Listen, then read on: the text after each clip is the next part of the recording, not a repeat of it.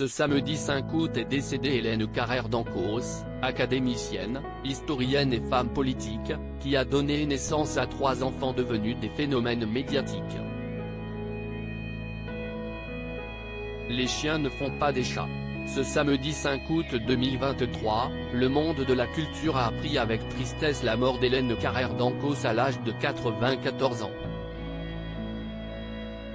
Historienne de renom, connaissant la Russie jusqu'au bout des ongles et femme politique acharnée, qui a notamment marqué de son empreinte le Parlement européen dans les années 90, elle est également la 3e femme à être entrée à l'Académie française. Elle en est devenue la première femme secrétaire perpétuelle en 1999, et ce, jusqu'à sa mort.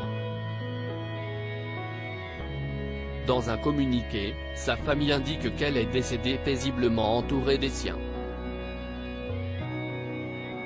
Mais qui sont les enfants d'Hélène Carrère d'Ancos? Marina Carrère d'Ancos, la médecin devenue animatrice née en 1961 de l'union entre sa mère académicienne et un assureur. Marina Carrère d'Ancos est d'abord médecin diplômée en échographie médicale et en économie de la santé.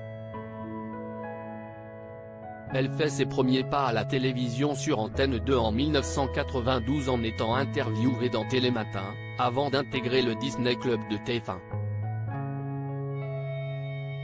En 2000, CIST la révélation auprès du grand public lorsqu'elle intègre l'émission Le Magazine de la Santé avec Michel Simès, avec lequel elle cohabite également sur Allo Docteur. Ses fous rires et sa manière de jongler avec les vannes pas toujours finaudes de son compère la font devenir l'une des animatrices les plus en vogue de France 5. Elle reprend en 2014 Le Monde en face, émission alors présentée par Carole Geisler. En parallèle, elle écrit plusieurs livres, d'abord sur la santé, puis des romans aux éditions Anne Carrière. De sa mère, Marina Carrère d'Ancos en évoquera les exigences l'ayant poussée en permanence. À 16 ans, je voulais arrêter les études, mais elle m'avait dit de passer mon bac. Ce qui est plus difficile, ce sont les exigences qui vont avec. On ne pouvait pas se planter dans la famille. Emmanuel Carrère, le fils prodige romancier, réalisateur et scénariste moins médiatique que sa petite sœur, Emmanuel Carrère ne reste pas moins une personnalité incontournable du cinéma et des séries français, mais également de la littérature. Il dispose en effet de 3 casquettes, et chacune d'elles lui vaut plusieurs succès. D'abord écrivain, il est notamment récompensé du prix Renaudot en 2011, il élabore les adaptations de plusieurs de ses livres. L'année d'avant, il est membre du jury du Festival de Cannes, alors présidé par le réalisateur Tim Burton. Scénariste, on lui doit notamment la série événement de Canal+, Les Revenants. Réalisateur, CIST lui qui signe l'adaptation d'Ouistreham, écrit à l'origine par la journaliste Florence Aubenas.